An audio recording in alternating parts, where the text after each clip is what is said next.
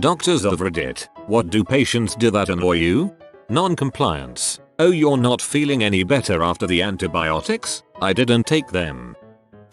Med student, but usually something along the lines of, are you smoker? Double quote. Nope. Have you ever smoked? Yes. How long were you smoking for? -2 packs a day for 50 years. When did you give up? Double quote. 3 days ago. My partner is a doctor. She had 2 answers. First, the doorknob comment, come for a 15-minute appointment, spend 14 minutes talking about a mild cough. Then as she goes to leave the room, patient suddenly remembers, oh, yeah, and my dong is green and smells strange. Second, having to write medical certificates letter for employers that require them if someone takes a day off because they're sick. Waste of everyone's time. Patient stated he has a cold. Examined and determined that patient does indeed have a cold. Thanks for wasting my time. When patients tell me I've got a really high pain threshold during the history and then act like they are being axe murdered when I take blood or put in an IV line. I've got a really low needle threshold. When they come in with non-evidence based, unproven and sometimes dangerous recommendations from their naturopath's egg, broccoli juice cures cancer. Or they come in saying my chiro said I had a stomach parasite but luckily he fixed that. And that prostate cancer you said I had last year seems to be gone now with my homeopathic spider venom. I'm just here for a checkup because I can't ejaculate anymore and there is blood in my urine. When they bring their family member who has some medical training and that family member orders me around. It is not their fault, but where I came from we have to see 40, 60 patients in an afternoon. Time is of the essence and we have nearly 15 minutes to interview, figure out what they have and tell them what can be done. Because of the time frame, during the interview we need objective answers, something patients avoid like heck. We ask when the pain started and they say, well, I was at Mary's wedding when it started. Thinking, who's Mary? When was it? 28th day. Thinking, of which month? I have several other patients and don't want to be rude with this one, but I need answers. Physical therapist here. When this conversation happens. Patient, you made my back pain worse. Me, oh no. Which home exercise aggravates your pain? Patient, I didn't do them. Me, okay. Then what did make your back pain worse? Patient, I have no idea. Me, what did you do yesterday? Patient, well, I felt better after you examined me. So I played golf for 6 hours yesterday, went to roller derby practice, helped 3 friends move, ran a half marathon with no training, and now I feel worse. Me, Fasipum. I've done nothing and I'm all out of ideas. I've offered to refer people to physio, and they've refused because they just give you exercises. Rage. When they come up with these miraculous ways to lose weight fast or ways to keep looking young. Come to me and ask me what they could potentially have, and then interrupt me because their Google PhD knows better. Animal doctor here. I hate when clients bring in their pets for a sick exam and decline all diagnostics and treatments. It's one thing if they're financially in a rough spot, I try to help them out as much as I can. But it's another when they say things like I just don't believe in medicine or I think I can fix this with coconut oil, turmeric, essential oils, crystals, and I don't trust any of your advice. I feel like I've done nothing to help their little friend and I worry about their pet all day. Bonus anger when they want to pay for a toenail trim for $20 and the medicine they've declined is cheaper than that. I've even gotten those when I try to give them a free trim so that I could send home meds. Not a doctor, but pharmacist chiming in. Patient, I have a 2-year-old with a runny nose, and I found this homeopathic remedy that doesn't actually have any medicine in it. Is this a good choice? Me, well, there's no evidence to suggest that this product is effective, but this Claritin Zytek is not only cheaper, it has real medicine in it that has been clinically proven to help manage allergy type symptoms including runny nose, and is labeled for use in a child this young. Patient, no thanks, I'll just give this other crap, after wasting 10 minutes of your valuable time, against your professional advice.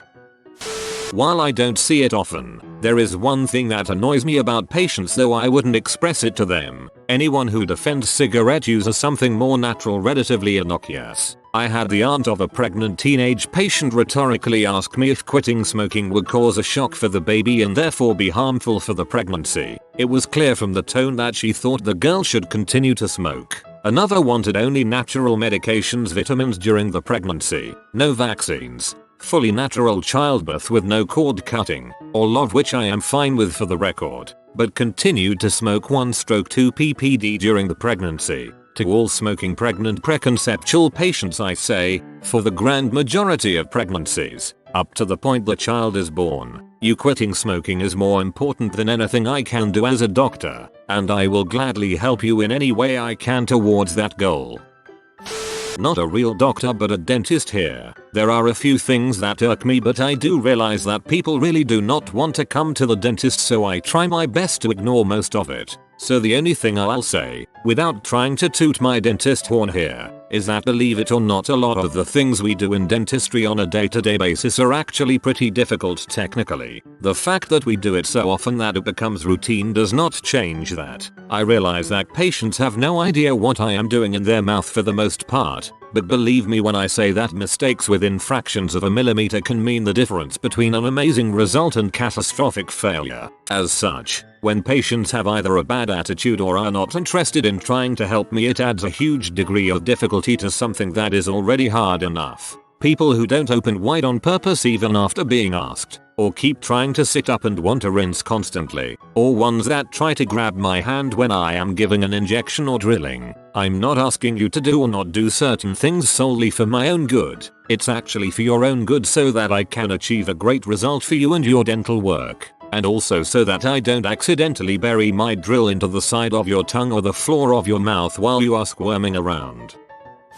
I'd say the general belief many patients have nowadays that pain is never okay, that being sick and feeling like crap while your body heals is unacceptable. You broke your ankle. I can do lots of things to help you heal and be in less pain, but it's going to hurt. Being pain-free is impossible. You have the flu? You're going to feel like complete ass for 5-7 days. Feverish, achy, weak, coughing. Frankly, unless you're seriously ill, you shouldn't be contaminating your community and my waiting room. Go to bed, take Tylenol or ibuprofen, fluids, and wait.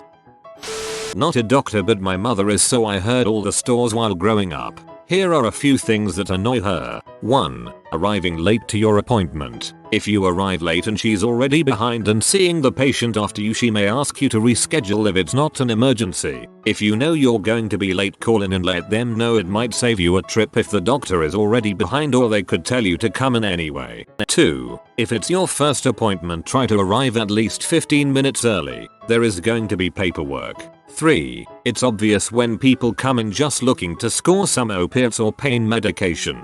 It's sad and she wants to help, but most all of those people are just looking for drugs, not help. 4. If for some reason you do not want a female doctor, you should tell the scheduling people when you make your appointment. It's happened a few times where a man would come in and not allow her to touch him due to religious restrictions. You just waste everyone's time with that. 5. Don't just stop taking your meds because you start to feel better. Oftentimes the meds are what makes you feel better, so if you stop them you will be back to square one. Some meds need to taper down, so it can be dangerous to go cold turkey. 6. If you do not speak English or are calling in for someone who does not know English, please let the staff know when they schedule the appointment. The clinic is required to pay for an interpreter for you. If they show up and cannot communicate, there is not much that can be done. If this is the case, please show up because they have to pay the interpreter even if you don't show up. 7. Pay your bills. The billing department will work with you. If you have a certain number of unpaid bills, you will not be seen. Some guy once hired one of those services that claimed to reduce your medical bills by negotiating for you. That sort of thing only really works with hospitals where you don't have reoccurring visits. The hospitals might settle for getting a lower amount rather than getting even less by selling it to a collection agency, but a clinic that you have to go back to every 6 months will just fire you as a patient. 8. Don't be a dong. The doctors and nurses are doing their best to help you and deserve respect. They do not have to see you, so don't go treating them like some minimum wage cashier. You should also treat cashiers with respect. and try to walk all over them. My mother has fired patients who were repeatedly rude to the front end and phone personnel. There is a section in your account where the staff can put notes for everyone to see when they pull up your billing info. If you're dong to them, it will show up there and you will find everyone much less accommodating. Belittling their GPs, family doctors. I'm not a GP, but they don't just deal with colds and gastro. If the GP misses your DVT, you could die. If the GP misses your bowel cancer, you could die. If the GP doesn't treat you for a community-acquired pneumonia, you could die. If the GP doesn't realize that your headache is actually meningitis, you could die or be left with brain damage. And what is there to belittle? GPs in Australia can make at least $35 for 2 minutes of work. That's all it takes to sort out a sick note or a flu shot. Not a doctor, but when I'm doing history intake, when the patient says it should be in the chart for basic screening questions like do you have a family history of cancer? Bonus points if they're a brand new patient to the health system. Some of my absolute favorite things to hear as a GP. No, you see, I know my body, before diagnosing themselves with the most ridiculously far-fetched affliction they managed to Google. I have a high pain threshold, but before fainting from a hypodermic needle prick, I never, ever run a fever. Or the opposite. No really, 36.5 degrees Celsius is a very high fever for me. You don't understand. I need this cold to go away as quick as possible, and that's why I really do need antibiotics. Oh, I'm sorry. That's alright then, my bad. Telephone call at 2:30 in the morning. I can't sleep well, neither can I now. And yes, this actually happens. My personal favorite are patients with lower back pain, demanding investigations for their kidney pain. Must be awesome to be able to diagnose yourself. What do you even need me for? And just for shoots and giggles, here's my real absolute favorite thing a patient has ever told me. My date of birth? How should I know? I never went to school.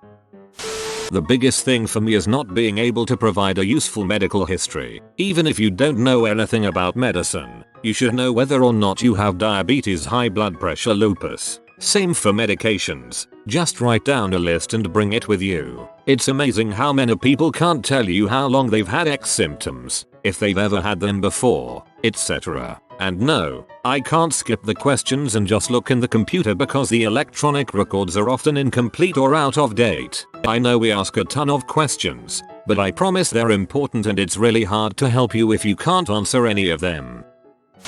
I stopped taking my medication 3 months ago because my bingo buddy said it doesn't work. No, I didn't tell you because I thought you'd be upset. I want what's best for you. If you're not okay with the treatment, we can talk about it. Also, when said friend comes in and says they only used their daily meds once a week because it didn't work, gee, I wonder why it wasn't life-changing. Not a doctor, but I work as a technician for a dentist. Whenever a patient says I'm planning to go to insert a place ridiculously far and permanent trip out of the country in 2 days, please get this done by then. When that happens, you're basically asking for a crap job. There's a good chance whatever work you're getting won't fit properly, or may crack break in a few months. Besides the obvious rush mentality that gives the result a risky conclusion, it's also because you give very little option to the dentist to do try-in appointments. The try-in phase is very important and a good investment to ensure that your restoration will turn out good. To compare, what you're basically doing when you ask for something in 2 days is you're completely skipping the test drive and just buying the car off of what you know from specs and then expecting to be satisfied with it. Be kind and give your dentists and technicians a good minimum 4-5 working days for low unit jobs. That is, single crown, denture flipper, and 8-12 working days for high unit jobs, full mouth restorations, multi-unit crowns and bridges, implant work, for each part of the phase. I'm a dentist, and we know most patients are pretty high anxiety and everybody deals with that in their own ways. Sometimes it's talking a lot, sometimes it's wincing even though nothing hurts, sometimes it's even being mean to me or my staff. We get it, and that is why we spend time before any procedures explaining things and talking about anything you want. But what really annoys me is once we get going, I just need you to sit still and keep your mouth wide open. I am performing microsurgery on your tooth with a very sharp drill that spins at 300,000 revolutions per minute, and I need to make cuts to tolerances of 1/10 of a millimeter in dark confined spaces in the back of your mouth. I'm sorry you don't like the feeling of your own saliva pooling in your mouth, but I just need you to suck it up for 30 seconds so I can do a good job and we won't have to redo this in 6 months. My dad is a dentist. When he was removing my wisdom teeth, my mom was the assistant. I gave him the opposite problem. I was so comfortable with them and drunk on nitrous that I kept asking all kinds of questions. About halfway into the procedure he had to stop and tell me that he appreciated my interest in learning, but could I please just shut up so he could perform surgery. Wife is a radiographer. She takes the x-ray pictures. It's all the people who just don't freaking listen. Lie on your side does not mean on your front. Hold still means exactly that. By having to redo x-rays, people are getting extra doses of radiation. I cannot believe how stupid these people are from the stories she tells. Patients who don't use their screening opportunities. I'm in the UK so it's all free, but so many people don't get their cervical smears, or bowel cancer screening, mammograms, routine STI and HIV checks, not just when you think you might have caught one. It's such a small part of your time and has the potential to save your life. Not doctor but former EMT. The final answer is lie. Lying to a healthcare worker is the most irritating and infuriating this people can do. Honestly, no one gives a crap. But when you say your issue started 30 seconds ago, but it's been 3 weeks, it could be a very different potential diagnosis. Probably not the best example, but so many people lie to healthcare workers you quickly become a detective to cope with it. Abuses of emergency medicine. My blood sugar is high. How high? 170. How do you feel? Fine. Have you been taking your metformin? No, because I feel fine. The ones that bug me the most are the people that have a basic URI, the freaking common cold, come to the ED, and say something along the lines of "it's been going on a few days" when I knew I should come get checked out, and then look at me expecting a freaking pat on the head. Number, you didn't do good, you're a moron. Another thing I hate, because I'm officially venting now. How bad is your pain? 0-10. 0 is no pain, 10 is being on fire while covered in salt and lemons. 10 as they sit there freaking with their phone and eating Cheetos. Normal vital signs. No distress. Another one I hate. Big tough guy comes in, hurt his back working out or something. Pulled freaking muscle. 10/10 of course. X-rays negative. No neurologic deficits. Nothing wrong. Well, can you give me something for pain? Sure, take some Tylenol. That doesn't work for me. 10 minutes later. How can you be discharging me when I'm in this much pain? It's easy crap staying. I just printed your papers. I just wish these people could see how much time they are taking away from truly sick people. Also, stop being a P. You're going to hurt sometimes. We're only like 2 generations removed from most of the population doing hard labor where they lived with aches and pains all day every day. Now, a sprained ankle merits some Norco and a reassuring talking to. Ugh. The worst is the patient that is allergic to everything except the medicine that they want, which is dilaudid most of the time. You've been visited by the good sleep doggo. Like within the next 4 seconds and you will be blessed with cozy and restful sleeps. If you are new to the channel, you can subscribe. I publish new videos every day. Until then, check another video, or don't. Either way, have a great day, you magnificent people.